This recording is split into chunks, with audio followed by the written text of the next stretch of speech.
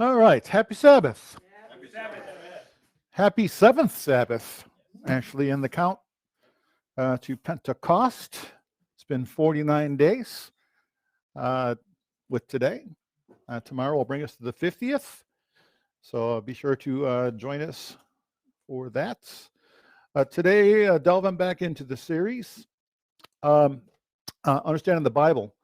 I was uh, I was surprised the other day. Speaking of this series, um, on Facebook, they have a thing that comes up, memories. Tell you this, this day a year ago, 2 years ago, whatever. And I had a thing this past week or so um, that said, "Understanding the Bible" was a series that began a year ago. Like, so it's been a year already, and we're here at the Book of Proverbs. So keep your seatbelts on. We got some time. We got some time. So, um, again, it's good that we get this overview so we have a proper view of the scriptures. And when we come in for the on the ground inspection, that we're keeping in mind the 20,000, 30,000 foot view, so we're understanding what we're seeing on the ground correctly. All right. So this book, Proverbs, it's hard to really nail down a time. I put on circa 900 BC because for the most part, it's Proverbs centered around a certain king named Solomon, um, who lived around this time period. We'll find there's a couple of collections of Solomon's Proverbs within the book of Proverbs. One from apparently they already had collated, and then another was a collated collection during the time of King Hezekiah, when the scribes of Hezekiah's time collated more of Solomon's Proverbs and put them into Solomon. We'll see momentarily in the slides here that Solomon wrote 3,000 Proverbs. So they are not all collected in the book of Proverbs. There's much wisdom from God that he did not deign to be part of canon. So it's nothing that's lost, as it were, as things he didn't say, this is what I want. So essentially this book would be the way of the wise. We looked at the Psalms, and I said, it's like the Psalm book of Israel. This is kind of like the wisdom book of Israel. It's one of the wisdom books. And this here is one of the writings, as I've explained. The Hebrew Old Testament is often called the Tanakh, which is an acronym of Torah, Nevi'im, and Ketuvim. Torah, the law; Nevi'im, the prophets; and Ketuvim, the writings. And so this is one of the writings that will fall under the headings of the Psalms. Like when Jesus talked about the three-part of the scripture, he talked about the law, the prophets, and the Psalms. There's another way to mention the writings. This is one of the pre-exilic writings, meaning it's before they went into exile in Babylon. As I just said momentarily ago, that it was from around the time of Solomon, things were there, and then also during the reign of Hezekiah, they collated this. I don't know when this whole thing was put together with the intro, outro, all that, but what we have there. So Solomon, if you recall, was one that he asked God for wisdom when it was his time to take his father David's stead as leading the nation of Israel. He saw one thing from God, and that was to be a wise ruler for the people.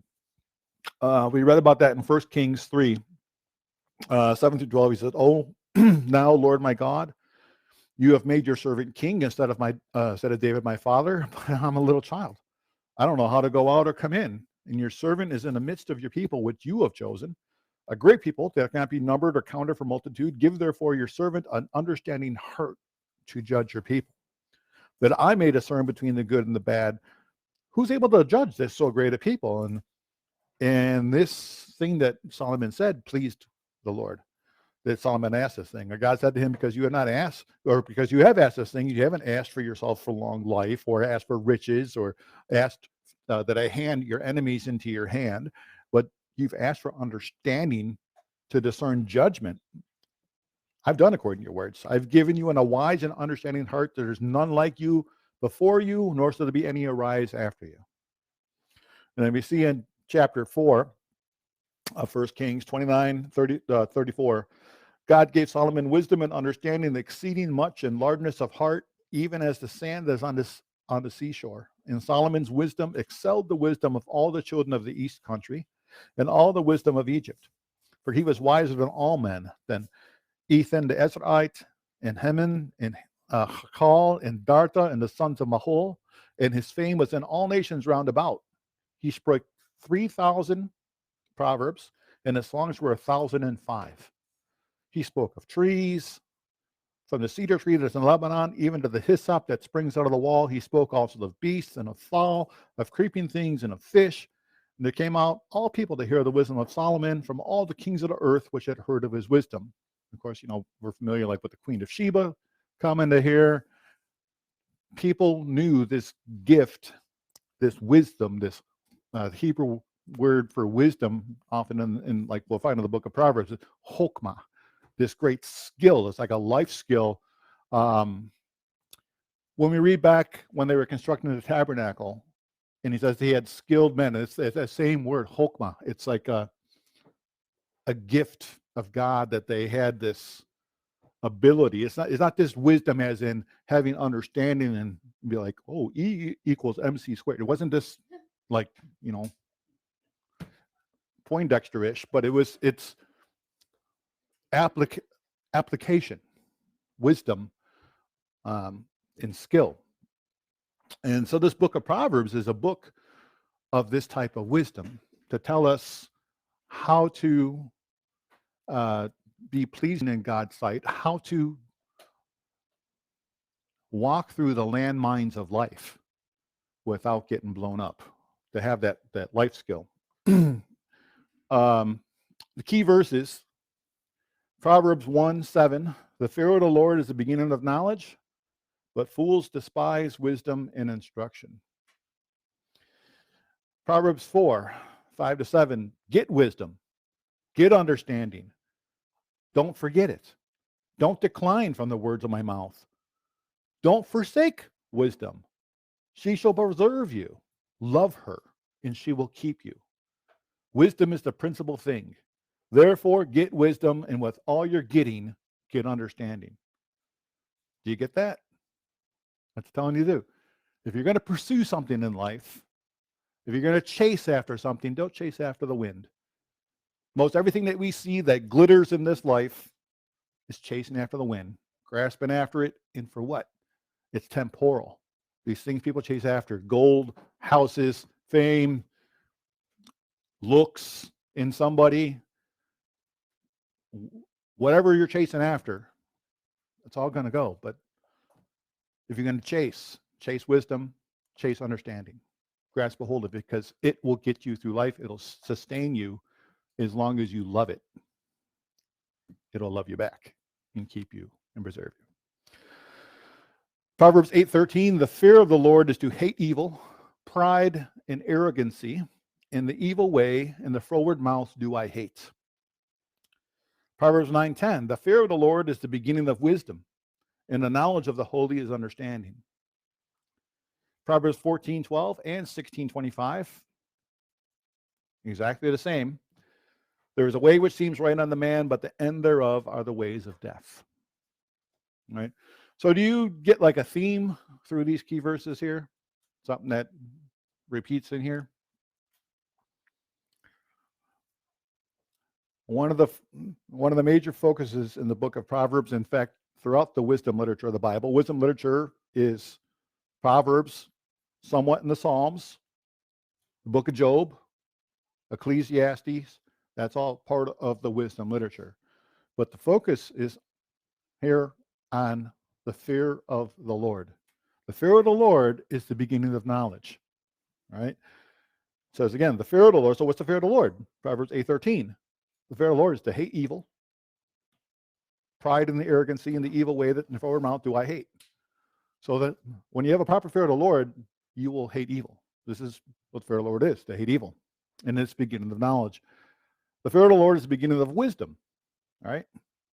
And then in contrast, he says there's a way that seems right to man, but the end thereof is the way of death. And so this book is telling us about the two paths in life. There's the way of wisdom and there's the way of folly. There's ways that seem right. There's ways that our cultures say, hey, this is the way, this is the way to liberty. Here's the way to be equitable to all people. Here's how to treat people fairly. Here's how to love people. Here's how to embrace people. Here's how to enhance our humanness. Here's how to help. Here's how to hug the planet. Here's how to, and it's like all these concepts that may sound and seem right unto people, but in the end, they're the ways of death. There's a folly that this world embraces as light and truth and peace in the way that's good, and it's not. More so are we seeing this culture of death in the name of love and peace, and it's not. So, as I said, this book is one of the books of wisdom, and if you look at other books of wisdom, they also mention things with the fear of the Lord. We just went over Psalms and Job recently. We see in Job 28:28, unto man he said, behold, the fear of the Lord, that is wisdom, and to depart from evil is understanding. Very much like we just saw in the Proverbs. The fear of the Lord, that is the beginning of wisdom, and the fear of the Lord is to hate evil. So here it is. Departing from evil is understanding. Psalm 34:11-14. Come, you children, listen unto me. I will teach you the fear of the Lord. And what's he going to say then? I'm going to teach you what the fear of the Lord is. What man is that he desires life, that loves many days, that he may see good? Keep your tongue from evil, your lips from speaking guile. Depart from evil, do good, seek peace, and pursue it. These are elements of what it means to fear the Lord.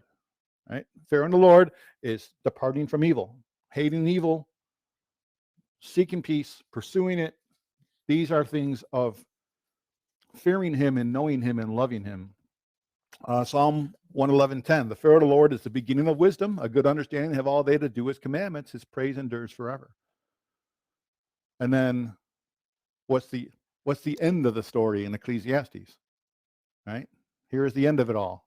Fear God and keep his commandments. So Ecclesiastes likewise teaches the fear of the Lord.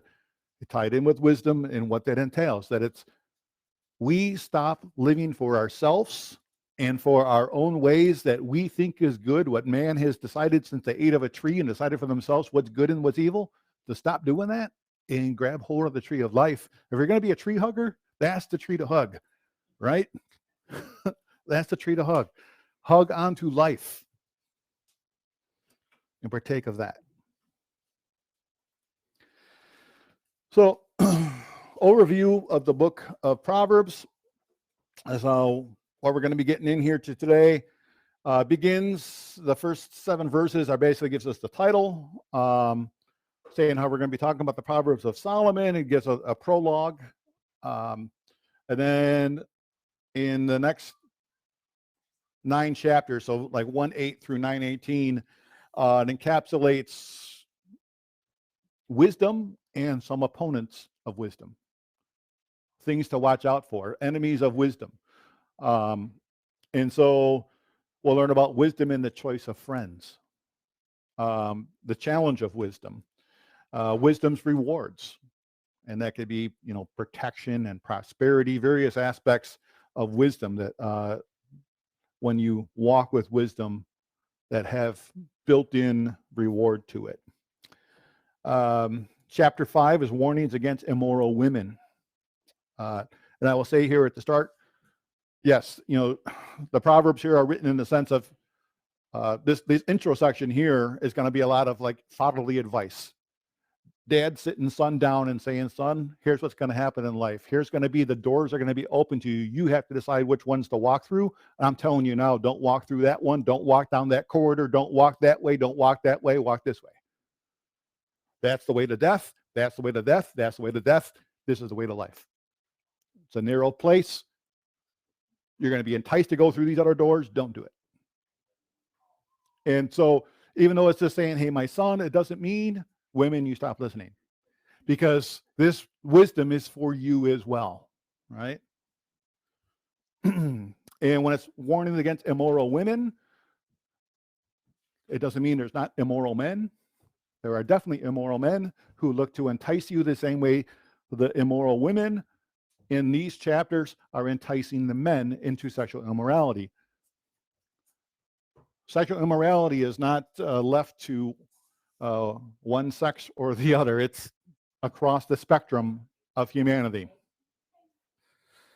Sometimes not, but warnings against folly and adultery in chapter 6. Chapter 7 brings us back around, more warnings about immoral women. Chapter 8 is the appeal of wisdom. It's a ode to wisdom song or poem, whatever. Chapter 9 tells us about the 2 feasts you can attend. You can attend the feast of wisdom, or you can have the feast of folly. What table do you sit at? Scripture tells us God has, from the beginning, he had 2 trees. You can have the tree of life or the tree of knowledge of good and evil. I set before you life and death. What do you choose? I set before you wisdom and folly. What do you choose?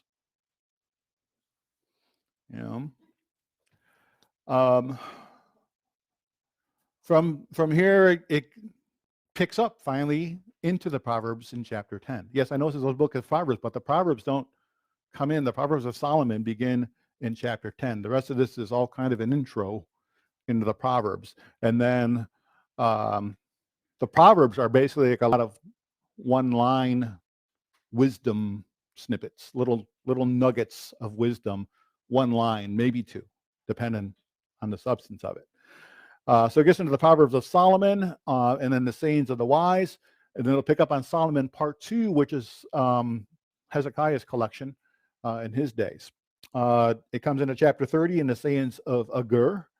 Chapter 31 is the sayings of Lemuel, and it ends in chapter 31 with an acrostic proverb or acrostic poem about the ideal wife, also generally known as the excellent wife.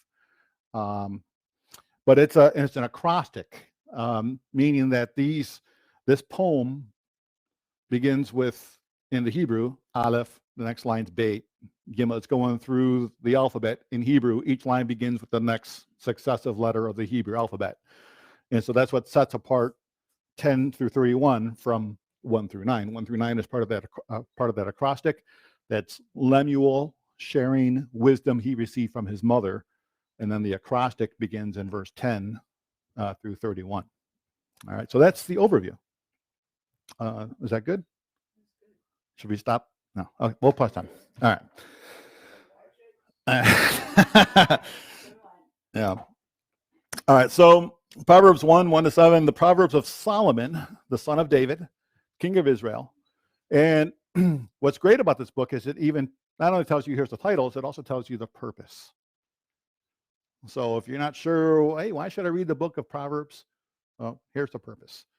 It's to know wisdom and instruction, to perceive the words of understanding, to receive the instruction of wisdom, justice, and judgment, and equity, to give subtlety to the simple, to the young man knowledge and discretion. A wise man will hear and will increase in learning, and a man of understanding shall attain unto wise counsels. To understand a proverb and the interpretation, the words of the wise and their dark sayings, the fear of the Lord is the beginning of knowledge, but fools despise wisdom and instruction. So this book is a collection that it's a one-room schoolhouse of wisdom, because notice what this one-room schoolhouse has. It has wisdom and instruction for the simple. So someone who might not be so cognizant of life and how to deal with it. It has for a young person who's looking to grow in knowledge and discretion, that's there. It's there for someone who is wise, because they can make them even wiser. It'll increase their learning, and it's for someone who has understanding. They can attain wise counsel. So, like I said, it's a one-room schoolhouse. It's not this. Oh yeah, I read Proverbs. I'm done. And, it's not kindergarten. It's not first grade. It's all the way college level to continue learning through life of how to make it through, like I said, the minefield of life, because there are all where life can kill you. All right. So be attentive. And fear of the Lord is the beginning of knowledge. So we will have a much better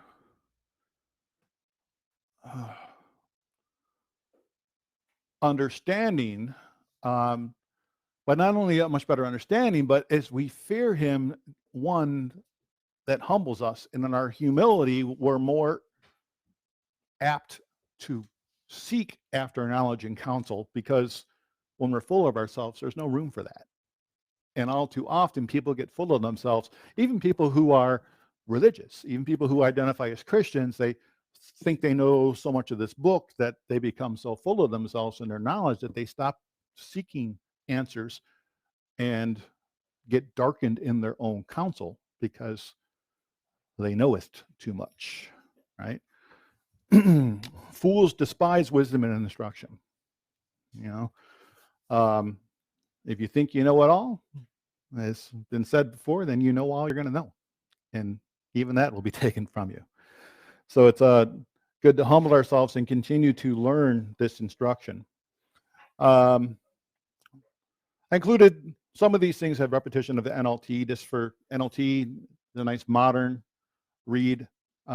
These are the Proverbs of Solomon, David's son, king of Israel. The purpose is to teach people wisdom and discipline, to help them understand the insights of the wise. Their purpose is to teach people to live disciplined and successful lives, to help them to do what is right, just, and fair. These Proverbs will give insight to the simple, knowledge and discernment to the young. Let the wise listen to these Proverbs and become even wiser. Let those with understanding receive guidance by exploring the meaning in these Proverbs and parables, the words of the wise, and their riddles. The fear of the Lord is the foundation of true knowledge, but fools despise wisdom and discipline. Okay, so here we're hearing the purpose, right, from the author, ultimately himself, is to teach people wisdom and discipline.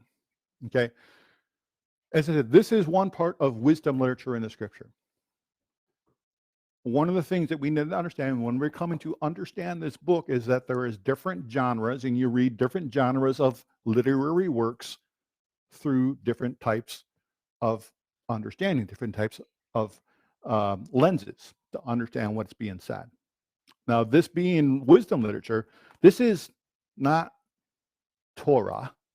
It's not instruction in that sense of a, thus saith the Lord, this you must do. This is more in the realm of counsel.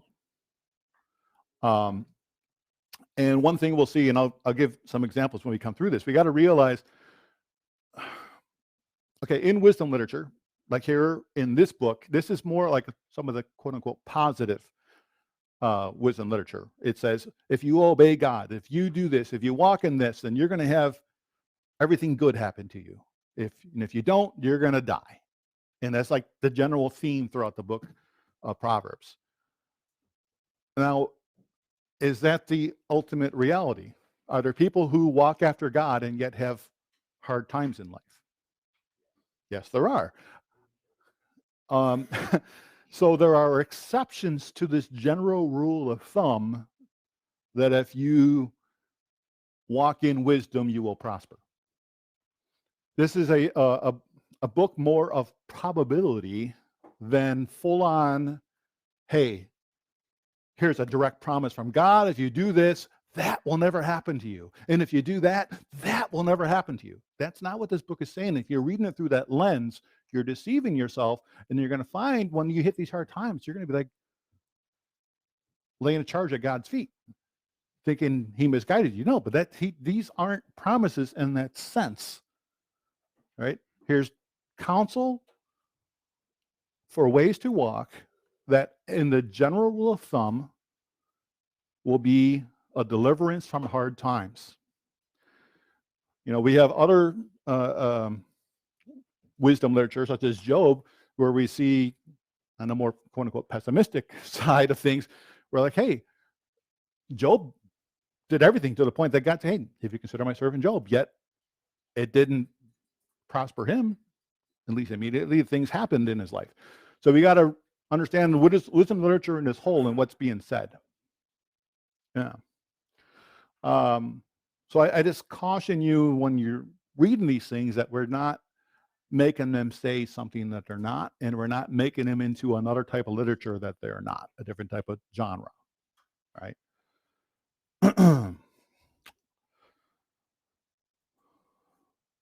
So in the next section, we go into wisdom and some opponents you can face in wisdom.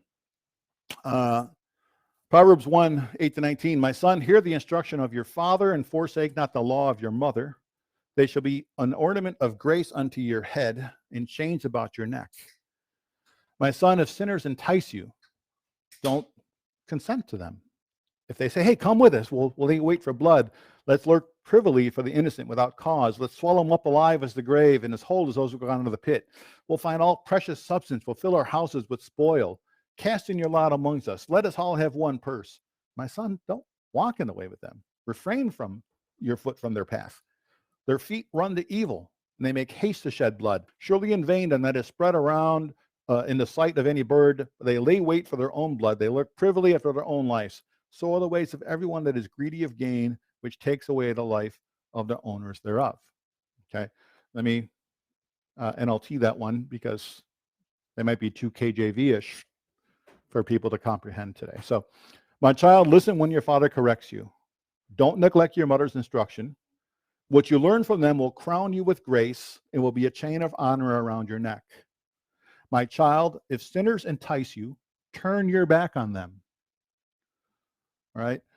Now I realize this goes to a pretty in-depth thing here, because now he's saying, well, if they say, hey, come join us and let's hide and kill someone just for fun. I realize, my son, you're generally not going to hear your friends say, hey, Josh, let's go kill someone today, just for fun.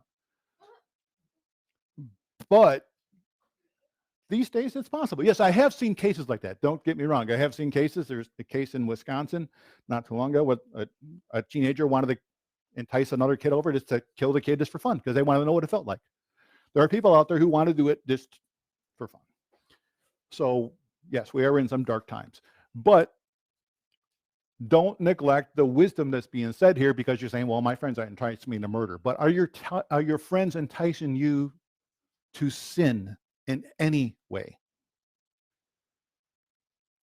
Are they enticing you, hey, let's go do fill in the blank. Let's go steal. Let's go get high. Let's go get drunk. Let's fornicate. Let's, whatever. Fill in the blank. If your friends are enticing you to do such, guess what? They're not your friends. They're not your friends. Because if they were your friends, they would not be doing something that is going to lead to your death, ultimately, and entice you into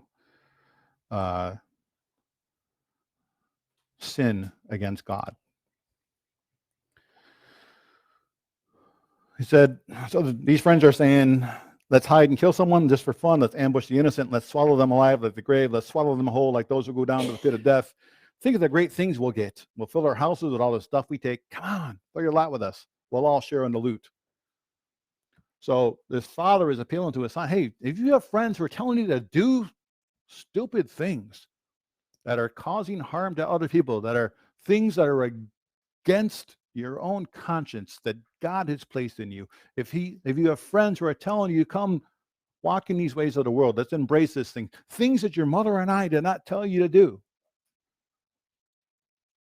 Because, the mother and father throughout these Proverbs who are saying these things are fearers of God, who have instilled their child with the ways of God and saying, don't forget what your mother and I have taught you. Don't forget what we raised you in. You're going to go off into this wide world, wild, crazy world. Don't forget, don't neglect what we raised you in.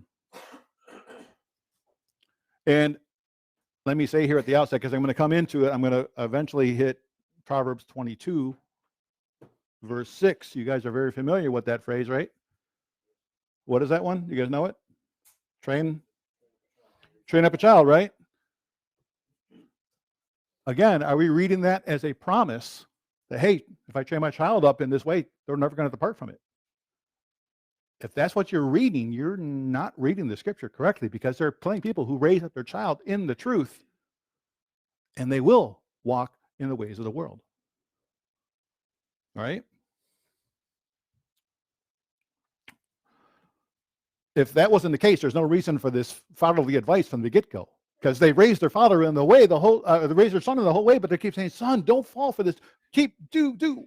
Why? Why say all that if the Proverb 22:6 is a direct promise that can't be broken? There's no reason for this whole appeal to the son to don't forsake what we told you.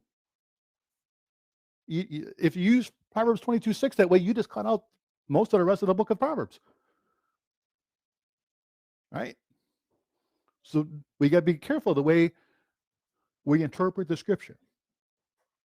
All right?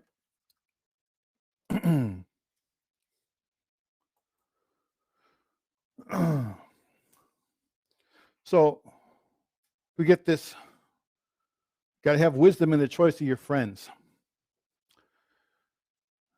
Within these areas here in the first 9 chapters, with this much of fatherly advice to son, sitting son down, saying, hey, son, watch your steps in these things. We also have examples where wisdom is personified. Wisdom, Lady Wisdom, is making her cry out as well. So here in Proverbs 1:20 through 33, wisdom cries without. She utters her voice in the streets. She cries in the chief place of concourse, in the openings of the gates. In the city she utters her words, saying, how long, you simple ones, will you love simplicity? Let the scorners delight in their scorning, and fools hate knowledge. Right? And the scorners, how long are you going to choose this, be ignorant? How many times are you going to kick against the pricks? How many times are you going to be doing these things and just embrace it like, hey, this is what it is? And the people who scorn, how long are you going to delight in scorning? And how long are you going to hate knowledge?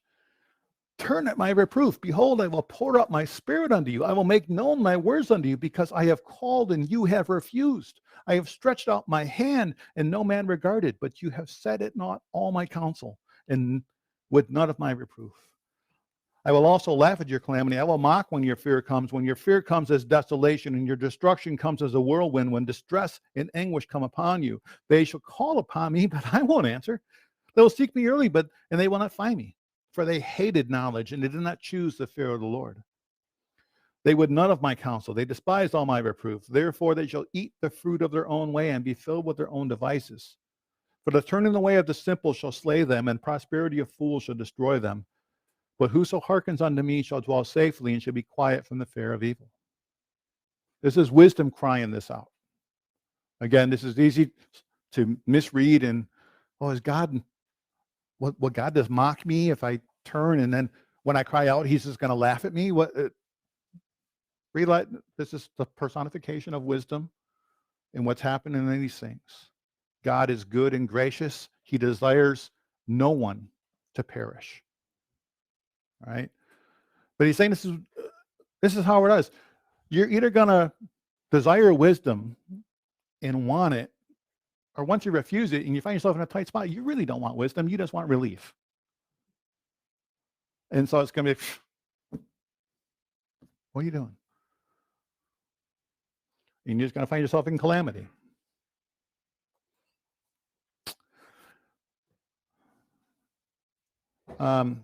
This is the NLT version of that same thing. I'll just let it go. It's in the slides. So if you want to read that version, it's there. So in chapters 2 through 4, we have the rewards that wisdom brings. And it can include prosperity, it can include protection. Again, these things are not 100% guarantees, but the probability is if you walk in wisdom, you will experience these blessings, these rewards. Proverbs 2, my son, if you will receive my words and hide my commandments with you, so that you incline your ear unto wisdom and apply your heart to understanding. Yea, if you cry after knowledge and lift up your voice for understanding, if you seek her as silver and search for her as for hid treasures, then you shall understand the fear of the Lord and find the knowledge of God. For the Lord gives wisdom. Out of his mouth comes knowledge and understanding. He lays up sound wisdom for the righteous. He is a buckler to them that walk uprightly. He keeps the path of judgment. He preserves the way of his saints. Then shall you understand righteousness and judgment and equity, yea, in every good path. Judgment, righteousness, and equity in our culture today are not the righteousness and judgment and equity of God that are shared in the scriptures. And people don't understand that because it says you won't understand these things unless you're coming to understand the fear of the Lord, knowledge of him, and you're keeping his path of judgment. Then you will understand these things. All right. And he says these are things over and over again. The scriptures, the Proverbs especially, are telling us to basically thirst for wisdom. Cry out for it. He says over and over again. So it's cry for these things, to yell for them, to speak for them. It's like a baby. A baby cries, and what's your general thought with a baby? Baby wants to eat. Baby wants, and he's telling us, like other scripture tells us, like a baby desire the sincere milk of the word, desire wisdom, cry after it, like a hunger pang. Do you hunger for wisdom? Do you hunger for knowledge? Or are you okay with this walking blindly through this wilderness of life? Do you want God and his wisdom to be like your pillar of cloud and fire to lead you through the wilderness, or do you just want to walk about wandering without any guidance? Where is your heart? Where's your heart with that? Do you hunger and thirst for that wisdom? Do you hunger and thirst for his righteousness, his kingdom, his guidance? He says, discretion shall, when wisdom enters into your heart and knowledge is pleasant to your soul, discretion will preserve you. Understanding will keep you. So here's why I'm saying wisdom will preserve you. It will protect you from many dangers in life. If you're walking in wisdom, say, you know what? That's not a situation I want to get into. You know, maybe I shouldn't stop hanging out with these people. My coworkers have led me astray. My friends at school or my whatever, they're leading me in things that are, what am I doing here? Have that wisdom to step away from a company of fools, right? Or invitations to do things that we're told not to do, right? Invitations, this we'll get into in chapters 5 and 7, of the immoral woman, to have that wisdom to say no. That's often the battle in men's hearts. He says, they will deliver you from the ways of evil man, from the man that speaks froward things, who leave the path of uprightness, to walk in the ways of darkness, who rejoices to do evil, who delight in the forwardness of the wicked, whose ways are crooked. They are forward in their paths, to deliver you from the strange woman, even from the stranger which flatters with her words, who forsakes the guide of her youth and forgets the covenant of her God. Her house inclines unto death, and her paths unto the dead. None that go unto her return again, neither do they take hold of the paths of life, that you may walk in the way of good men and keep the paths of righteousness. For the upright shall dwell in the land, and the perfect shall remain in it. But the wicked shall be cut off from the earth, and transgressors shall be rooted out of it. Right? So he's saying this wisdom will protect you in so many areas of life, from interactions with people who are going to lead you astray. Can you kick on this fan, please? On that fan? Thank you. Thank you very much. The wicked, he says, will be cut off from the earth. Transgressors will be rooted out of it. So again, this is one of those things we got to recognize. That's not always directly the case. We have several scriptures to talk about why do the wicked prosper. So this is not one of those hard and fast, hey, this is just a fact that if you're wicked, you're going to be cut off, you're going to be killed, lightning's going to zap you. It's going to be, like examples in the New Testament, Herod or other examples. And that's not always the case. There are times when the wicked seem to prosper in life, right? But ultimately, this would be the end. Proverbs 3, my son, forget not my law. Let your heart keep my commandments, for the length and days, long life, and peace shall they add to you. Don't let mercy and truth forsake you. Bind them about your neck. Write them on the table of your heart. So, again, this is, and we sit there and think about covenant in the new covenant, how his Torah is written on our heart. Instruction. Here he's saying, write these things on your heart. These should not just be things that mom and dad have taught you, that I've taught you in your uprising. It's just something on a wall, just like, the commandments. If that's all it is, it ain't going to guide your life. They have to be written on the table of your heart. You have to own this faith. You have to own your relationship with God. You can't just walk along and say, well, these are the church rules. Here's the things that please God.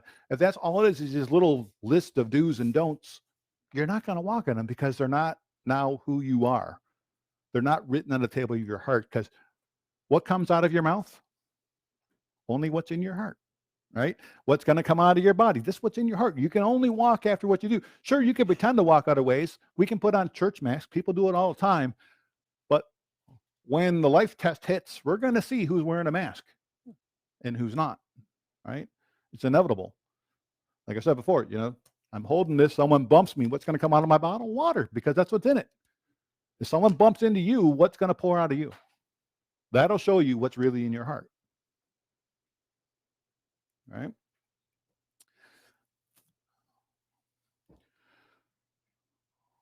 So shall you find favor and good understanding in the sight of God and man. Trust in the Lord with all your heart and lean not on your own understanding.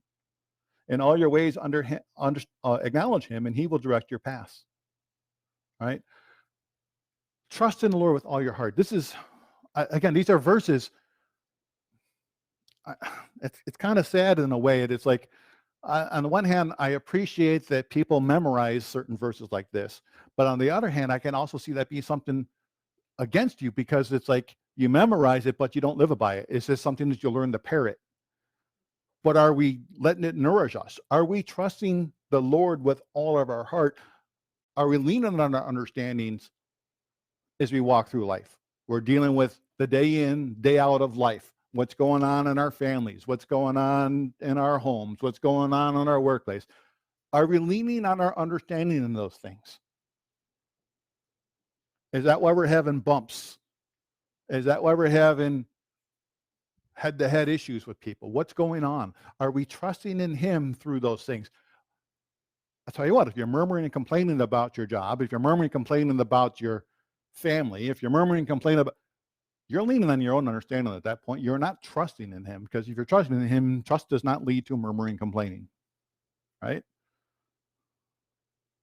If I'm trusting that all things work together for good, if I'm trusting that God sees everything, he knows all the hairs on my head, he knows what's going on with the sparrows, I'm much more valuable than a sparrow. If I'm trusting all that, yet I'm going to murmur and complain, am I really trusting all that? Right? Do we see this contradiction there? So it's important that we know this and that we live this, not just parrot it.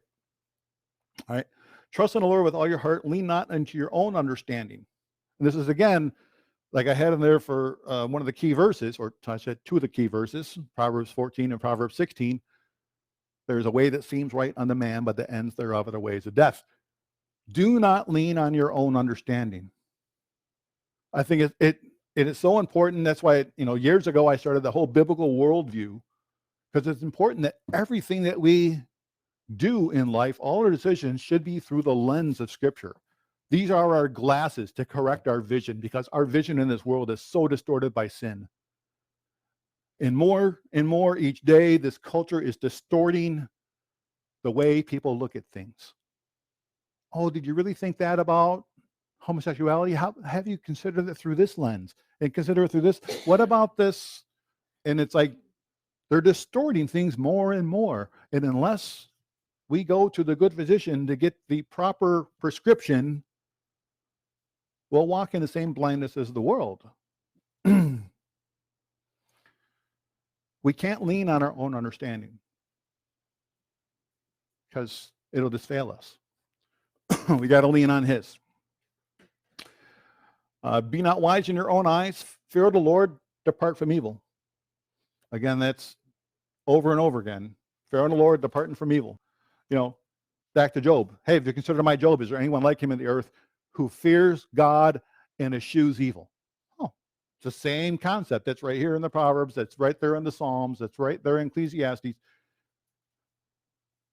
Herein is wisdom. He says, if you fear God and depart from evil, it'll be health to your navel, marrow to your bones. Honor the Lord with your substance and with the first fruits of all your increase. So shall your barns be filled with plenty, and your presses shall burst out with new wine. All right. So he's telling his son, look, realize the source of your blessings. And I realized, yes, it's talking here in Israel, and it's literally about them and their increase on their fields. And we're not all farmers and all that. But the principle is there. Acknowledge God as your provider. God is taking care of you. Everything you have is through things he's provided. Give him what's right, not what's left, after you decide to get whatever you want. He says to honor him with the first things, the first fruits. This is an area I see people fail on a lot. Some people get all caught up in Mosaic regulation, but on the other hand, if it's God desires a cheerful giver. He wants us to be more cognizant of taking care of someone else's needs. Over and over again, he cries out about the widows and the orphans and the fatherless. And are we taking care of those who can't take care of themselves? This is a concept throughout the wisdom literature. We see it through Job, where Job is, when Job is listing these things, hey, what have I done for the widows? What have I done for? Listen to things that is known and expected of all men, to have that love and care for one another. Are we doing that? Are we taking care of one another within and without the body and putting that above ourselves? Are we giving God what's right? Again, not what's left. Are we taking care of him first and foremost? Giving him the first fruits of all our increase. And this isn't one of those, this isn't teaching the prosperity gospel. I know the prosperity gospel people will sit there and twist it. If you give God the first fruits, then your barns will be filled with plenty. You're not getting the increase because you're not sowing the little bit of seed money. No, don't buy that. That's a lie. It's a twisting of the scripture, right? Again, this is speaking in generalities, probabilities. You will find that God will bless you 30, 60, 100-fold in this lifetime, as talked about. Does it always work that way? No, it's not meant to be a 100% promise. This is what's going to happen if you do this. Hey, I know if I play the lottery, I'm going to win it every time. That's not what you're offered. It's yeah, do without expecting in return. He says, your presses then will burst out with new wine. My son, despise not the chastening of the Lord, neither be weary of his correction. For whom the Lord loves, he corrects, even as a father the son in whom he delights. right? That's quoted in the New Testament as well, right? In the book of Hebrews. And I think this is good, good wisdom he's given his son in here. Hey, don't be wary of his correction. When he's on and he's correcting you, take it, because it's for your good. If he didn't love you, he'd say, hey, whatever, do what you want. But he loves you and he desires the best for you, right? Happy or blessed is the man that finds wisdom, and the man that is getting understanding, for the merchandise of it is better than the merchandise of silver, the gain thereof than fine gold. She's more precious than rubies. All the things that you can desire are not to be compared unto her. Length of days is in her right hand, and her left hand riches and honor. Her ways are ways of pleasantness. All her paths are peace. She's a tree of life to them that lay upon, hold upon her. And blessed is everyone that retains her. The Lord by wisdom founded the earth. Understanding has he established the heavens. By his knowledge the depths are broken up, and the clouds drop their dew. My son, don't let them depart from your eyes. Keep sound wisdom and discretion. So shall they be life unto your soul and grace to your neck. You shall walk in your way safely, and your foot shall not stumble. When you lie down, you shall not be afraid. When you lie down, your sleep shall be sweet. Do not be afraid of sudden fear, nor of the desolation of the wicked when it comes. For the Lord shall be your confidence, and he shall keep your foot from being taken. Withhold not good from them to whom it is due, when it's in the power of your hand to do it. Don't say to your neighbor, go and come again, and tomorrow I'll give, when you have it by you.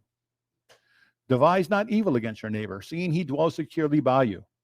Don't strive with a man without cause, and if he's done you no harm. Don't envy the oppressor. Choose not of his ways, for the froward is the abomination of the Lord, but his secret is with the righteous. The curse of the Lord is in the house of the wicked, but he blesses the habitation of the just. Surely he scorns the scorners, but he gives grace to the lowly. The wise shall inherit glory, but the shame shall be upon the promotion of fools. So over and over again, the father's trying to drive it home to his son. Look at this. It's a general rule, son. Here's how God operates. You honor him, he will honor you. You seek after him, he will give you beyond what you've asked for. Remember, like with Solomon. Solomon sought after wisdom, and he goes, because you sought after wisdom, I'm not only going to give you wisdom, I'm going to give you riches and other things you didn't ask for. And here this father is saying, seek after him. Don't seek after riches. The silver, the gold's nothing. The rubies are nothing in comparison to wisdom. Seek after wisdom. That's what you want to get. And guess what? When you get that, you're going to get the riches anyways. Now, again, this is a general rule of thumb. It ain't saying you do this and everyone's going to become a gazillionaire. That's not the point, right? But he's contrasting what's important in life.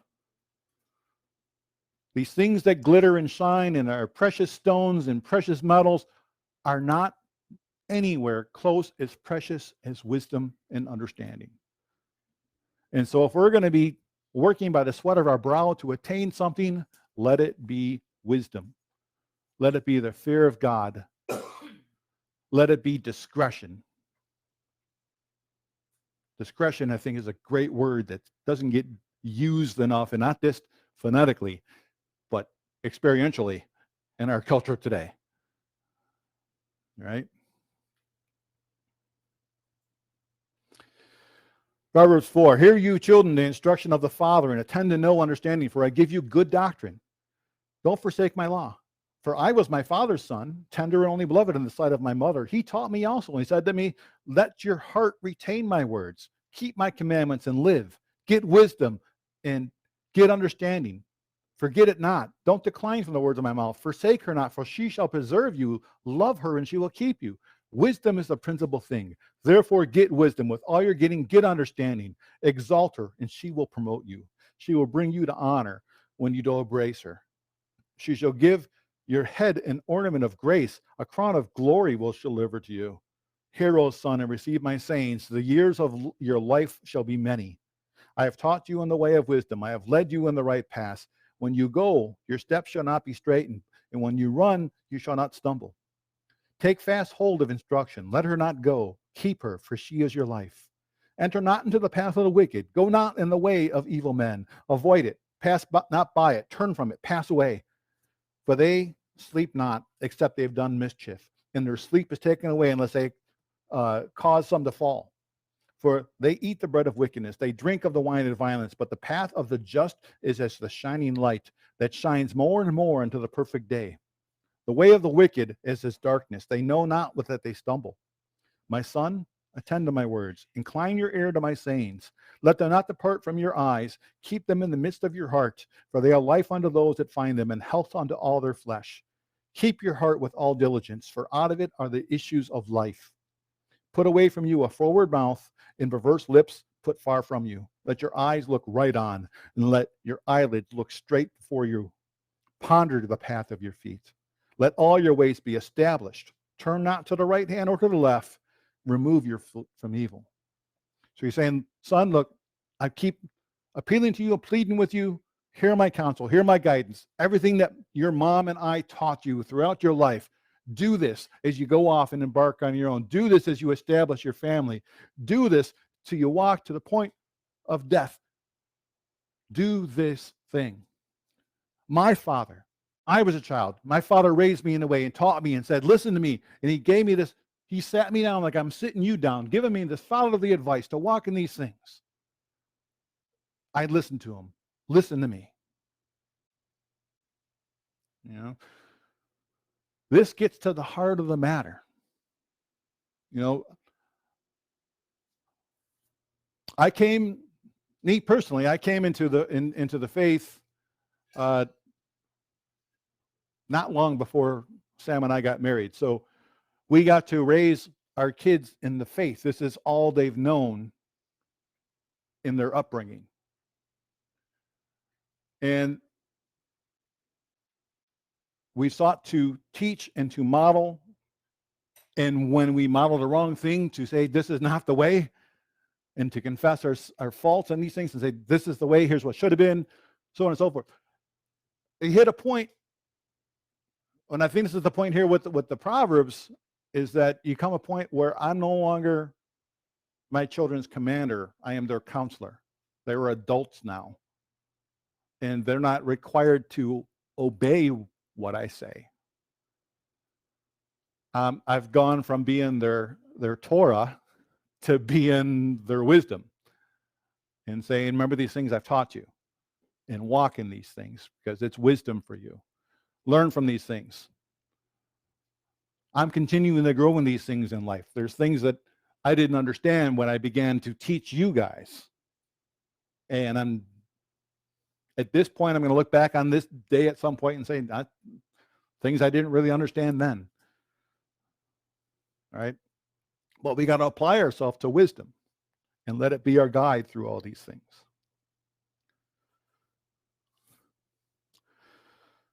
So chapter 5, he goes into giving warnings against the immoral women and warning in here against adultery. But there's also a little bit of, he begins with a little bit of warning about just watching out for the strange woman who can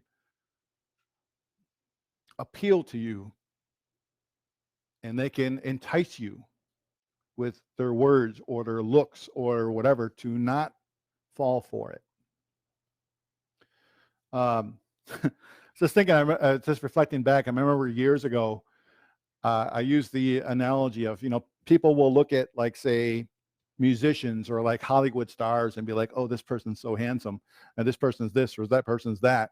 And I say, but that person's heart is so far from God right now as you're drooling over a ham sandwich.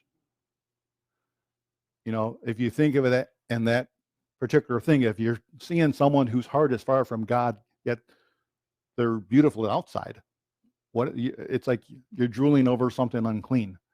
What good is that? Set your hearts aright. My son, attend unto my wisdom and bow your ear unto my understanding, that ye may regard discretion, that your lips may keep knowledge. For the lips of a strange woman drop as a honeycomb. Do you understand what that means? It's something sweet, right? And her mouth is smoother than oil, but her end is bitter as wormwood, sharp as a two-edged sword.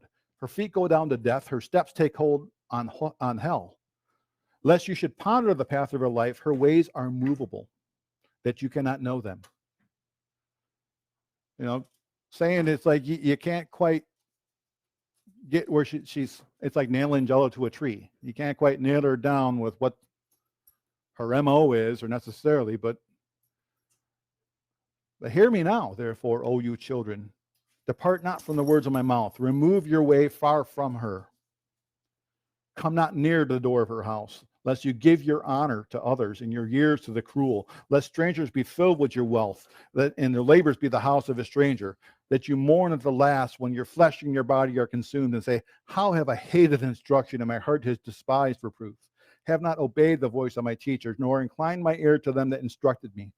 I was almost in all evil in the midst of the congregation and the assembly. Drink waters out of your own cistern, running waters out of your own well. Let your fountains be dispersed abroad, and rivers of waters in the street. Let them be your only yours, and not the strangers with you. Let your fountain be blessed. Rejoice with the wife of your youth. Let her be as a loving hind of the pleasant roe. Let her breast satisfy you at all times. Be you thou ravished always with her love. Why will you, my son, be ravished with a strange woman, and embrace the bosom of a stranger? For the ways of man are before the eyes of the Lord, and he ponders all his goings. His own iniquities shall take the wicked himself, and he shall be holden with the cords of his own sins. He shall die without instruction, and in the greatness of his folly he shall go astray. Scriptures warn us over and over again to not be deceived, because sin is subtle, and sin will lead you away step by step, inch by inch. It'll lead you away, and it's a slow fade, and a lot of times, and then your mind becomes darkened and debased over this as you turn from wisdom to folly, and you come to a point where your own iniquities will take you, as you be holden with the cords of his sins. Again, what people call addictions are what the scriptures here like refer to someone being holden with the cords of his own sins. It's people given over to idolatry, that what they begin to worship. Romans 1 goes through this a lot, about when people looked at each other and they burned under lust for one another, and God gave them over to it. Because people began to worship sexuality. He says that's a road, that's where that road goes, and it gives you over to death. Don't do it. I included this one in NLT. I'll read this one into the record just because KJV is a little tough in there maybe. My son, pay attention to my wisdom. Listen carefully to my wise counsel, and you will show discernment. Your lips will express what you've learned. For the lips of an immoral woman are as sweet as honey. Her mouth is smoother than oil, but in the end she's as bitter as poison, as dangerous as a double-edged sword. Her feet go down to death.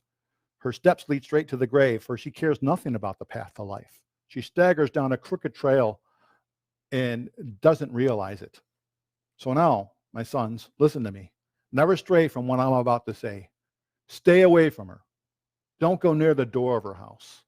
If you do, you will lose your honor. You will lose to merciless people all you've achieved. Strangers will consume your wealth. Someone else will enjoy the fruit of your labor. In the end, you will groan in anguish when disease consumes your body. You will say, oh, I hated discipline. If only I had not ignored all the warnings. Oh, why didn't I listen to my teachers? Why didn't I pay attention to my instructors? I have come to the brink of utter ruin, and now I must face public disgrace. Drink water from your own well. Share your love only with your wife. You realize that's a euphemism, right? He isn't talking about drinking water. He's saying, you have a thirst for love, get it at home. You have a wife. Stop seeking it elsewhere. Why spill the water of your springs in the streets, having sex with just anyone? You should reserve it for yourselves. Never share it with strangers. Let your wife be a fountain of blessing for you. Rejoice in the wife of your youth. She is a loving deer, a graceful doe. Let her breast satisfy you always. May you always be captivated by her love. Why be captivated, my son, by an immoral woman, or fondle the breast of the promiscuous woman? For the Lord sees clearly what a man does, examining every path he takes. An evil man is held captive by his own sins. They are ropes that catch and hold him. He will die for lack of self-control. He will be lost because of his great foolishness. Right? Do you want self-control? Do you want to be able to rein in your body? right? God has given us, his children, Christians, he has given a spirit that gives us the ability to say no to ungodliness, to have self-control and rein in those things. But he's also given you a choice to walk astray if that's what you choose. But he's imploring us, don't do it. Stay away from that. Stay away. That's the way of death. Stay away.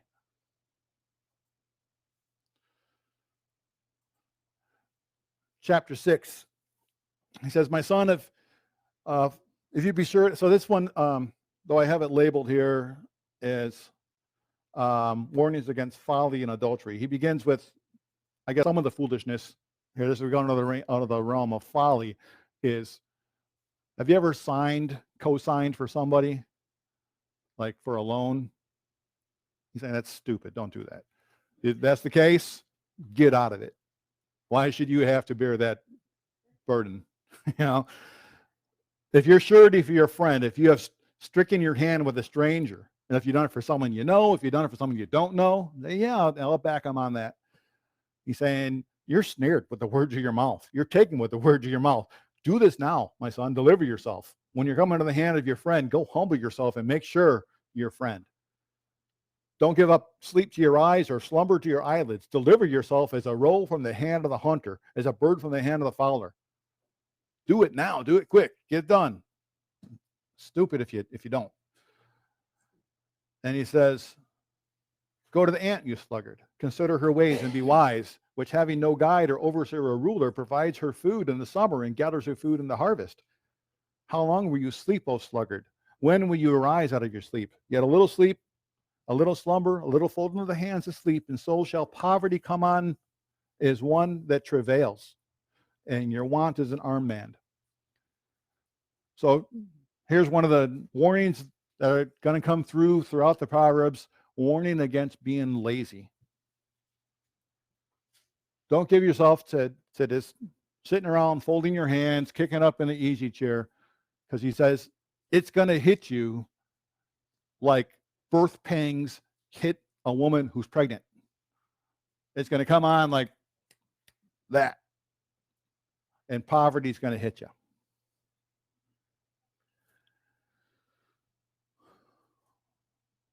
Or like a thief jumping you in the alley in that strange corridor Jess was in. All right. A naughty person, a wicked man, walks in with a froward mouth. He winks with his eyes. He speaks with his feet. He teaches with his fingers. Frowardness is in his heart. He devises mischief continually. He sows discord. Therefore shall his calamity come suddenly, and suddenly shall he be broken without remedy. All right. So notice we often quote this next verse, but this fits right here with it. A naughty person, a wicked man, walks with a forward mouth. He winks with his eyes. He speaks with his feet. He teaches with his fingers. Frowardness is in his heart. He devises mischief continually, and he sows discord. Therefore shall his calamity come suddenly. Why? Because these 6 things does the Lord hate. Yea, 7 are abomination to him. A proud look, a lying tongue, hands that shed innocent blood, a heart that devises wicked imaginations, feet that are swift in running the mischief, a false witness that speaks lies, and he that sows discord among brethren. So here he's saying, have wisdom to have discretion against these people. Someone who has this. My son, keep your father's commandment. Don't forsake the law of your mother. Bind them continually upon your heart. Tie them about your neck. When you go, it shall lead you. When you sleep, it shall keep you. When you awake, it will talk with you. The commandment is a lamp. The law is a light. The reproofs are instruction, are the way of life, to keep you from the evil woman, from the flattery of the tongue of the strange woman. Don't lust after her beauty in your heart. Don't let her take you with her eyelids. For by the means of a whorish woman, a man is brought to a piece of bread. The adulteress will hunt for precious life. Can a man take fire in his bosom and his clothes be not burned? Can anyone go upon hot coals and his feet not be burned? So he is that goes to his neighbor's wife. Whosoever touches her shall not be innocent. Men don't despise a thief if he steals to satisfy his soul when he's hungry, but if he's found, he'll restore 7-fold. He should give all the substance of his house. But whosoever commits adultery with a woman is lacking understanding. He that does it destroys his own soul. A wound and dishonor shall he get, and his reproach shall not be wiped away. For jealousy is the rage of a man. Therefore he will not spare in the day of vengeance. He will not regard any ransom. Neither will he rest content, though many gifts were given him. All right. And there he's saying, hey, look, people can understand if you came and you came to their hen house and stole some eggs because you were hungry. But if they find you in bed with their wife, they're not going to understand. They're like, well, hey, hungry, you are hungry for love. No, it's not going to work out the same.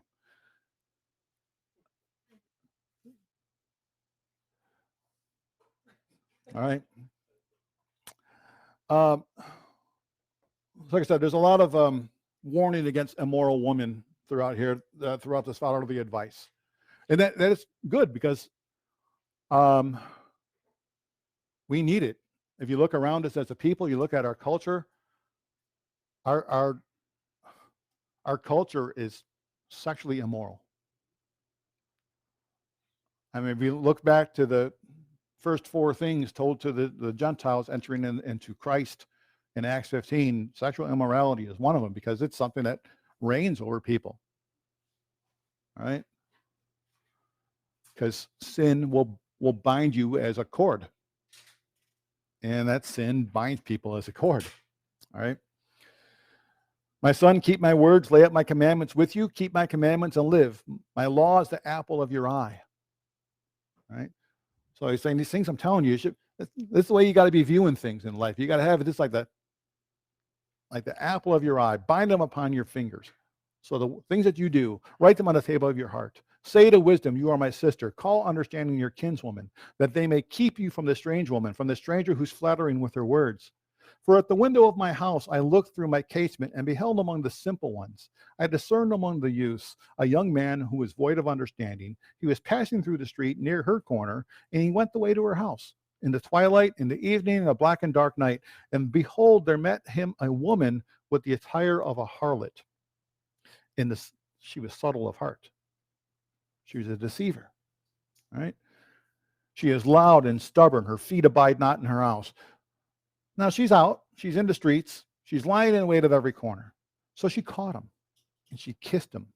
And with an impudent face, she said to him, I have peace offerings with me. This day I have paid my vows. Therefore came I forth to meet you, diligently to seek your face, and I have found you. I have decked my bed with the coverings of tapestry, with carved works, with the fine linen of Egypt. I have perfumed my bed with myrrh and aloes and cinnamon. Come, let us take our fill of love until the morning. Let us solace ourselves with loves, for my husband's not home. He's gone on a long journey. He's taken a bag of money with him, and he'll come home at the day appointed. He'll come home at the full moon. With her much fierce speech, she has caused him to yield. With the fluttering of her lips, she forced him. He goes after her straightway as an ox goes to the slaughter, as a fool to the correction of the stocks, till the dart strikes through his liver, as a bird hastens to the snare and knows not that it's for his life. Listen to me now, therefore, O you children, attend to my words of my mouth. Don't let your heart incline to her ways. Go not astray in her paths, for she has cast down many wounded. Yea, many strong men have been slain by her. Her house is the way to hell, going down to the chambers of death. Now notice this woman here, sure, she's dressed as a harlot, but notice what she says. Hey, I brought my peace offerings today. I paid my vows. She's religious. She's religious whore. Right? She's got morals. Probably doesn't work on Sundays. But I say that tongue in cheek, but we got to have this discernment, though, that just because someone has some sense of religiosity doesn't mean they're his either. Don't deceive ourselves. Don't say, well, they talk about Christ. They do this or they do that. And yeah, but if they're living immoral, they're not his. Doesn't matter what words come out of their mouth. Doesn't matter what offerings they make, who they write a check to, so on and so forth.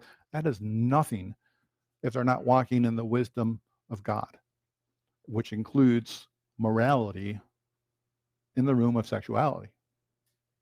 Right? So Chapter 8 brings us into the appeal of wisdom. It's why wisdom is so good and so appealing, and why we should seek it with our whole heart and be that what we're chasing after in life. Does not wisdom cry and understanding put forth her voice? She stands in the top of the high places by the way in the places of the path. She cries at the gates at the entry of the city and the coming in at the doors. Unto you, O men, I call. My voice is to the sons of men. O you simple, understand wisdom. You fools, be of an understanding heart. Hear, for I will speak of excellent things. The opening of my lips shall be right things. For my mouth shall speak truth, and wickedness is an abomination to my lips. All the words of my mouth are in righteousness. There is nothing froward or perverse in them. They are all plain to him that understands, and right to them that find knowledge. Receive my instruction, not silver, knowledge rather than choice gold. For wisdom is better than rubies, and all the things that may be desired are not to be compared to it. I, wisdom, dwell with prudence, and I find out knowledge of witty inventions. The fear of the Lord is to hate evil. Pride and arrogancy and the evil way and the froward mouth do I hate. Counsel is mine and sound wisdom. I am understanding. I have strength. By me kings reign and princes decree justice. By me princes rule and nobles, even all the judges of the earth. I love them that love me, and those that seek me early shall find me. Riches and honor are with me, and durable riches and righteousness. My fruit is better than gold, yea, than fine gold, my revenue than choice silver. I lead in the way of righteousness, in the midst of the paths of judgment, that I may cause those that love me to inherit substance, and I will fill their treasures.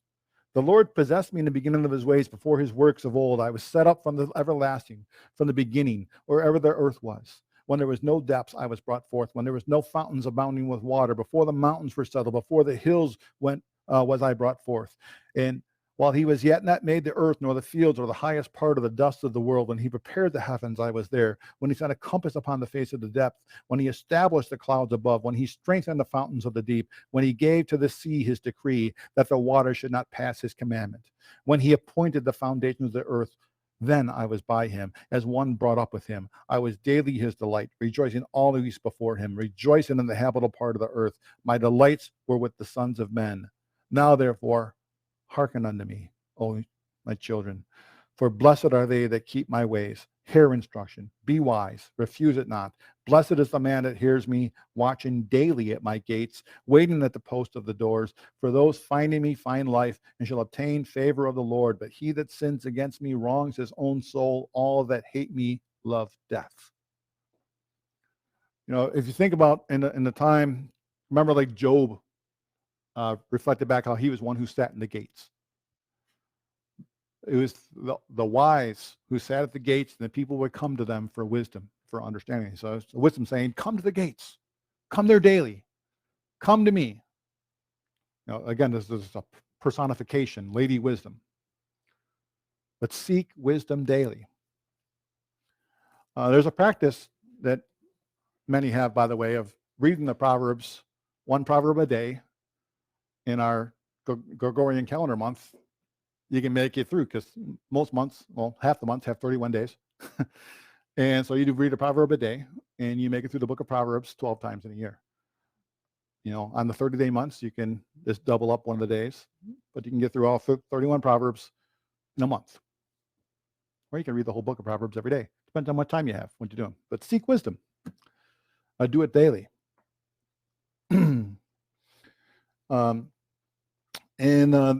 The last part of the introduction here to the Proverbs, chapter 9. Yeah, we even got to the Proverbs yet. Hope you guys got some time today. No, I'm kidding. Chapter 9. Wisdom has built her house. She has hewn out her 7 pillars. She has killed her beast. She has milled her wine. She has also furnished her table. She has set forth her maidens. She cries upon the highest places of the cities. Who is simple? Let us come in. As for him that wants understanding, come, eat of my bread, drink of the wine that I have mingled. Forsake the foolish and live. Go on the way of understanding. He that reproves a scorner gets to himself shame. He that rebukes a wicked man gets himself a blot. Reprove not a scorner, lest he hate you. Rebuke a wise man, and he will love you. Give instruction to the wise man, and he will be yet wiser. And he teach a just man, and he will increase in learning. The fear of the Lord is the beginning of wisdom, and the knowledge of the holy is understanding. For by me your days shall be multiplied, and the years of your life shall be increased. If you're wise, you should be wise for yourself, but if you are scorned, you alone shall bear it. A foolish woman is clamorous. She is simple and knows nothing. She sits at the door of her house on a seat in the high places of the city to call passengers who go right on their ways. Whoso is simple, let him come in here. As for him that wants understanding, she says to him, stolen waters are sweet. Bread eaten in secret is pleasant, but he knows not that the dart of there and her guests are in the depths of hell. Daily, these two women are calling out to you. Hey, simple ones, do you want understanding? They're both offering understanding. But only one of them is offering proper, godly, righteous, holy understanding and true wisdom and life skills. Right? The other is offering death in the name of offering you understanding. Life and death are set before you. What do you choose? All right. So spend a lot of time here on introduction. Everyone get your seatbelts on. We're going to go up a little bit higher here in the plane. And we're going to just look at some brief stuff here in the actual Proverbs of Solomon and Sayings of the Wise and Solomon Part 2. We're on slide 33, and there's only 50 slides. This so happens. I look down as I'm copying this over to get this over here on the computer. Oh, 50 slides. How funny, because we're at Pentecost here.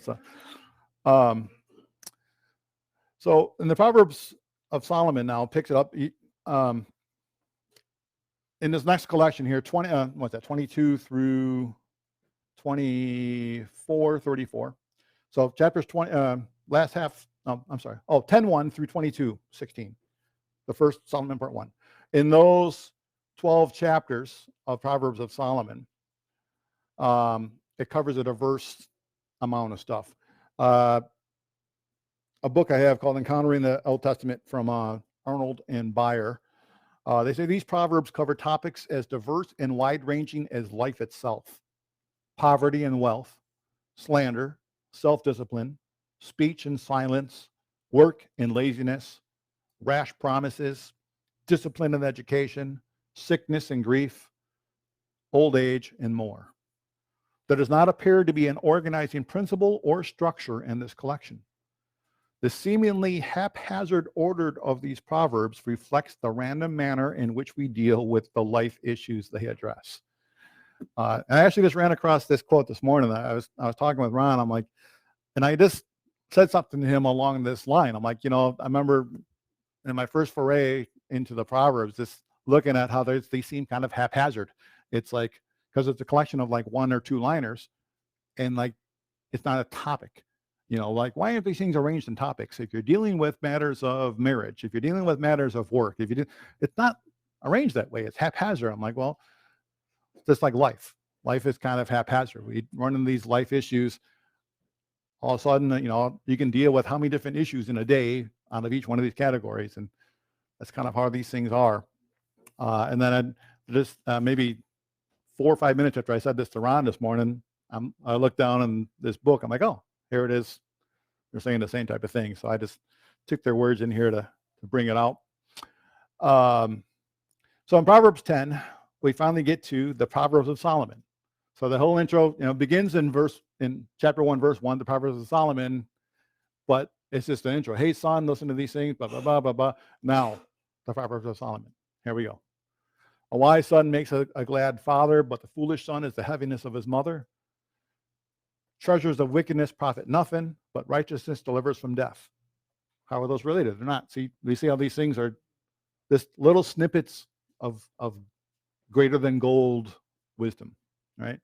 The Lord will not suffer the soul of the righteous to famish, but he casts away the substance of the wicked. He becomes poor that deals with the slack hand, but the hand of the diligent makes rich. He that gathers in summer is a wise son, but he that sleeps in the harvest is a son that causes shame. Blessings upon the head of the just, but violence covers the mouth of the wicked. The memory of the just is blessed, but the name of the wicked shall rot. The wise in heart will receive commandments, but a prating fool shall fall. He that walks uprightly walks surely, but he that perverts his way shall be known. He that winks with the eye causes sorrow, but a prating fool shall fall. The mouth of the righteous man is a well of life, but violence covers the mouth of the wicked. Hatred stirs up strifes, but love covers all sins. Right? Do you recognize that? Love, how love can cover a multitude of sins. That, right? In the lips of him that have understanding, in the lips of him that has understanding, wisdom is found, but a rod is for the back of him that is void of understanding. Wise men lay up knowledge, but the mouth of foolish is near destruction. Right? So there are a plethora of subjects covered throughout these Proverbs of Solomon. There's, like I said, generally one or two lines of an idea, and you will find some of these ideas repeated, from another angle or just another way to address the same concept about wisdom and folly, how these things operate through life. Proverbs 22: a good name is better, is rather to be chosen than great riches. Right. Now, again, think back like in Proverbs 10, where you just saw there, the memory of the just is blessed, but the name of the wicked shall rot. So here, a good name is rather to be chosen than great riches, and loving favor rather than silver and gold. Again, remember, names are not phonetic. It's about who you are. It's about your character. Right? The rich and poor meet together. The Lord is the maker of them all. A prudent man foresees the evil and hides himself, but the simple pass on and are punished. By humility and the fear of the Lord are riches and honor in life. Thorns and snares are on the way of the froward. He that does keep his soul shall be far from them. Train up a child in the way he should go, and when he is old, he should not depart from it. So again, this is what I told you. When we look at that verse, we got to recognize this is not a 100% solid promise from God. It isn't God telling you, hey, if you raise your child in the way he should go, when he is old, he's not going to depart from it. This is not a thus saith the Lord direct promise to you or to me or anybody. This is going to be the case. All right. So if this is what you've been telling people, this is what you've been telling yourself, that is not correct. And you're deceiving yourself. Yes, this in the general rule of thumb, yes. You train your child right, you give them the guidance in the years, chances are they'll walk after it. Doesn't mean it's always going to be the case. I mean, I find people generally have a couple of different reactions to their upbringing. One, they copy it because, hey, this is just what it was. They don't even think about it. Two, they have a knee-jerk reaction and go just the opposite of it. There's going to be the two main ideas. Third, probably the best thing to do would to not be concerned with this or that, but be concerned with having a bit of a worldview and do that. Right?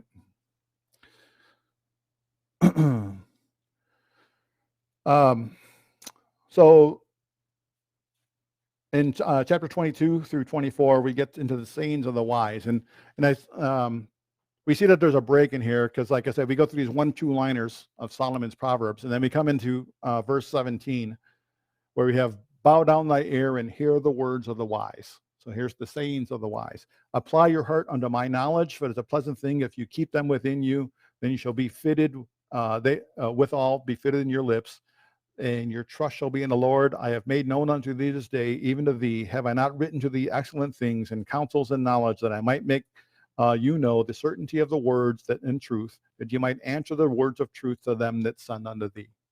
Right? So this is a break in here from the Proverbs of Solomon, which are just little nuggets compiled together. So generally in scholarship, they just put this under the words of the wise, like a collection of wisdom tidbits from whomever. And it goes directly, I have a separation there just to emphasize that paragraph. Then it goes into other sayings of the wise. Rob not the poor because he is poor. Don't oppress the afflicted in the gate. The Lord will plead their cause. And the spoil the soul of those who spoil them. Make no friendship with an angry man, or with a furious man don't go, because lest you learn his ways and get a snare to your soul. Be not one of them that strikes hands, or of them with sureties for debts. If you have nothing to pay, why should he take away your bed from under you? Don't remove ancient landmarks which your fathers have set. So it goes back into little snippets of pearls of wisdom, right? This one here, again, is important, right back on friendships. Make no friendship with an angry man. And it gives you a reason why, unless you learn his ways. We have a tendency to reflect back what is around us in our surroundings. We are monkey see, monkey do in many cases. So he's saying you kind of hang out with someone who's angry all the time, you're going to start finding yourself being like them. You know, birds of a feather flock together. So have some wisdom. Chapter 25 picks up with Hezekiah's collection. Verse 1 says, these are the Proverbs of Solomon, which the men of Hezekiah, king of Judah, copied out. So the scribes in Hezekiah's day, Hezekiah had the scribes copy these out. And it's interesting because right away we see it is the glory of God to conceal a thing, but the honor of kings is to search out a matter. The heaven for height and the earth for depth, and the heart of the kings is unsearchable. And there's reference to Proverbs throughout here about the kings a lot. And it was King Hezekiah who collected these ones. And if you remember, Hezekiah was one of the good kings who brought about reform, and trying to bring wisdom back to Israel, here's the wisdom of Solomon that was before us in these things. And some other pieces in here, verse 11 to 13. A word fitly spoken is like apples of gold and the pitchers of silver. As an earring of gold and an ornament of fine gold, so is a wise reprover upon an obedient ear. As the cold of snow in the time of harvest, so is a faithful messenger to them that send him, for it refreshes the soul of his masters. So in this case, he's talking about bringing wisdom to someone who's already wise, someone who has to be reproved, a wise reprover. You're bringing to someone who's already obedient, but they need reproof. That's a good thing. And it's like apples of gold and pitchers of silver. Or they're saying a faithful member is like getting some nice chill during the heat of harvest, like a cold snow in the heat of harvest. It's refreshing. So it's refreshing if you get a faithful messenger who does what he's supposed to be doing. Chapter 30 is the sayings of Agur. This in here has one of my son's favorite proverbs. We'll get into that. The words of Agur, the son of Tikah, even the prophecy, the man spoke unto Ithiel, even the Ithiel in Ukal. Surely I'm more brutish than any man, and have not the understanding of a man. I neither learned wisdom, nor have any knowledge of the holy. Who has ascended up into heaven, or descended? Who has gathered the wind in his fist? Who has bound the waters in a garment? Who has established all the ends of the earth? What is his name? What is his son's name, if you can tell? Now, I've addressed this scripture because there's another scripture that often gets pulled out of context. This is pulled out of context within the sacred name movement, where they say this is talking about the Father and the Son, and it's saying you got to ask what their names are. No, this is not talking about God our Father, and it ain't talking about Christ. This here is Agur. He's saying, look, I was raised as a fool. I didn't have understanding. I didn't have wisdom. But you tell me, I didn't have knowledge of the holy, but you tell me who's ascended up to heaven and came down. Who's got the wind in his face? Who's able to do all these things? Tell me his name. Tell me his son's name. Tell me out there who has this and where to get to it. I might not be nothing in your sight. I might have no wisdom, no understanding, but you tell me who's done these things. Tell me who he is. Tell me his son's name. Oh, that guy doesn't exist. Well, guess what? Every word of God is pure. He is a shield to them that put their trust in him. Don't add to his words, lest he reprove you and you be found a liar. 2 things are required of you. Deny them not before I die. Remove far from me vanity and lies. Don't give me either poverty or riches, but feed me with food convenient for me, lest I be full and I deny you and say, who is the Lord? Lest I be poor and steal and take the name of my God in vain.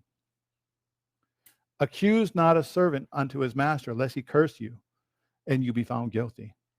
There's a generation that curses their father and does not bless their mother. There's a generation that are pure in their own eyes and yet is not washed from their filthiness. There's a generation, oh, how lofty are their eyes, and their eyelids are lifted up. There's a generation whose teeth are as swords, and their jaw and teeth as knives, to devour the poor from off the earth, the needy from among men. The horse leech has 2 daughters, crying, give, give. There are 3 things that are never satisfied. Yea, 4 things say not, it's enough. The grave, the barren womb, the earth that is not filled with water, and the fire. They never say, it's enough. The eye that mocks at his father and despises to obey his mother, the ravens of the valley shall pick it out, and the young eagles shall eat it. I probably should have had you read that part first there, Josh. When Josh was young, this is one of the scripture verses I had him memorize, and just teaching about, hey, don't mock your parents. You don't want to be one-eyed Josh, right? There be things that are too wonderful for me, yea, 4 that I know not. The way of an eagle in the air, the way of a serpent upon a rock, the way of a ship in the midst of the sea, and the way of a man with a maid. Such is the way of an adulterous woman. She eats, she wipes her mouth, and says, I have done no wickedness. For 3 things the earth is disquieted, and for 4 which it cannot bear. For a servant when he is reigning, a fool when he is filled with food, an odious woman when she is married, and a handmaid that is heir to her mistress. There are 4 things which are little upon the earth, but they are exceedingly wise. The ants are people not strong, yet they prepare their food in summer. The conies are but a feeble folk, yet they make their houses in the rocks. The locusts have no king, yet they go forth, all of them by bands. The spider takes hold with her hands, and is in kings' palaces. There are 3 things that go well, yea, 4 are comely and going. A lion, which is the strongest among beasts, that turns not away for any. A greyhound, for he is comely and going. Did I miss? A greyhound is, and a he-goat, I'm sorry, a greyhound and a he-goat and a king, against whom there is no rising up. If you have done foolishly in lifting up yourself, or if you have thought evil, lay your hand upon your mouth. Surely the churning of milk brings forth butter, and the wringing of your nose brings forth blood. So the forcing of wrath brings forth strife. Hey, look, you churn milk, it's going to make butter. Yeah, wring your nose, it's going to make your nose bleed. You force wrath, it's going to bring forth strife. The scriptures over and over again tell us about how to allay strife and how not to have anger, and how to bring things that are boiled down, and to use soft words, and to there's wisdom throughout these things here. And this brings us to the final chapter, the sayings of Lemuel. The words of King Lemuel, the prophecy that his mother taught him. What, my son, and what the son of my womb, and what the son of my vows? Give not your strength unto women, nor the ways to which that which destroy kings. It is not for kings, O Lemuel, it is not for kings to drink wine, or princes to strong drink, lest they drink and forget the law, and pervert the judgment of any of the afflicted. Give strong drink to him who's ready to perish, wine to those who are of heavy heart. Let him drink and forget his poverty, and remember his misery no more. Open your mouth for the dumb, and the cause of all that are appointed to destruction. Open your mouth, judge righteously, and plead the cause of the poor and the needy. So this book opens with advice from the father to his son, telling these things, and we find this close here of the advice from the woman to her son, King Lemuel, and saying, adhere to this advice, watch out for women, just like the son was told from the father, here, watch out for the women, don't get lost in drink. Sure, drink's out there for people to forget your misery, but for you, it'll make you forget the law. It'll make you forget the people who are oppressed and that you need to take care of, that you need to plead their cause and judge righteously. So careful in those things. And then with so much speak of the loose, immoral woman throughout here in folly and adulteries and all that, in contrast to wisdom, it closes with an example of basically lady woman in the flesh here, the ideal wife. That's NLT. We'll just let that one pass. The ideal wife. Who can find a virtuous woman? For her price is far above rubies. The heart of her husband does softly safely trust in her, so that he will have no need of spoil. She will do him good and not evil all the days of her life. She seeks wool and flax and works willingly with her hands. She's like the merchant ships. She brings her food from afar. She rises also while it is yet night and gives food to her household and a portion to her maidens. She considers a field and buys it. With the fruit of her hand she plants a vineyard. She girds her loins with strength and strengthens her arms. She perceives that her merchandise is good and her candle goes not out by night. She lays her hands to the spindle and her hands hold the distaff. She stretches out her hands to the poor. Yea, she reaches forth her hands to the needy. She's not afraid of the snow for her household, because her household are all clothed with scarlet. She's made herself coverings of tapestry. Her clothing is silk and purple. Her husband is known in the gates when he sits amongst the elders of the land. She makes fine linen and sells it, delivers girdles to the merchants. Strength and honor are her clothing. She shall rejoice in the time to come. She opens her mouth with wisdom, and in her tongue is the law of kindness. She looks well to the ways of her household and eats not the bread of idleness. Her children arise up and call her blessed, her husband also. He praises her. Many daughters have done virtuously, but you have excelled them all. Favor is deceitful, beauty is vain, but a woman that fears the Lord, she shall be praised. Give her of the fruit of her hands, let her own works praise her in the gates. Charm is deceptive. Beauty doesn't last. Right? So, young men, when you choose women, young women, when you choose men, don't be deceived by charm. Don't be deceived by words or empty promises. Don't be deceived by looks. Don't be deceived by religiosities. Right? Look for a heart that is earnest for God, that is humble, that is seeking Him, that is seeking wisdom, that is hungry for wisdom. All right?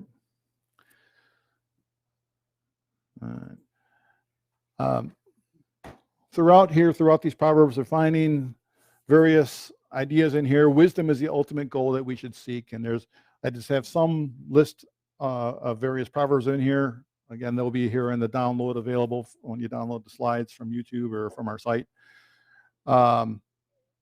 Wisdom is the ultimate goal we should seek. The way of the fool, who is the one who ignores God's will, is the way of disaster. Right? You don't have to be, you can be a fool now and choose not to be a fool. Wisdom is crying out. If you have ears to hear, wisdom is crying out. Laziness inevitably will lead to shame and disaster. True friends are to be highly praised. Words are no substitute for deeds. Like see that in the book of James. What is it? If you see someone who's in need and you say, hope God takes care of you, and you don't help, that's no good. Stability in society stems from a healthy family life, from a holy family life. If we follow God's structure, our society will be stable. We're seeing instability in our society. We're seeing societal collapse as we're seeing this embracement of the alphabet gang mentality. Things are getting worse. A godly life is blessed by God, but evil life results in shame and death. And again, this is in this earthly life, this is the role of possibilities here. A godly life is blessed by God, but evil life results in shame and death. Ultimately, in the realm of eternity, this is where it is. Godly life will be blessed by God, and evil life will result in shame and death in the realm of fire. We need to apply ourselves to wisdom.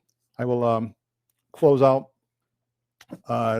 with a non-proverb book, Matthew 7. Jesus made much an appeal, as we've heard throughout this book of Proverbs. It says, whoever hears these sayings of mine and does them, I will liken him to a wise man which built his house upon a rock. The rain descended and the floods came and the winds blew and beat upon that house, and it fell not, for it was founded upon a rock. Everyone who hears these sayings of mine and does them not shall be likened unto a foolish man, which has built his house upon the sand. And the rain descended, and the floods came, and the winds blew and beat upon that house, and it fell, and great was the fall of it.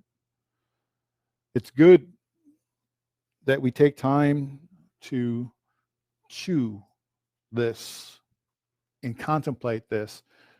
Wisdom is not like a instant just add water type of a thing. I think that's kind of what we like these days. We're used to microwave everything. It's like instant everything. Wisdom is not an instant thing.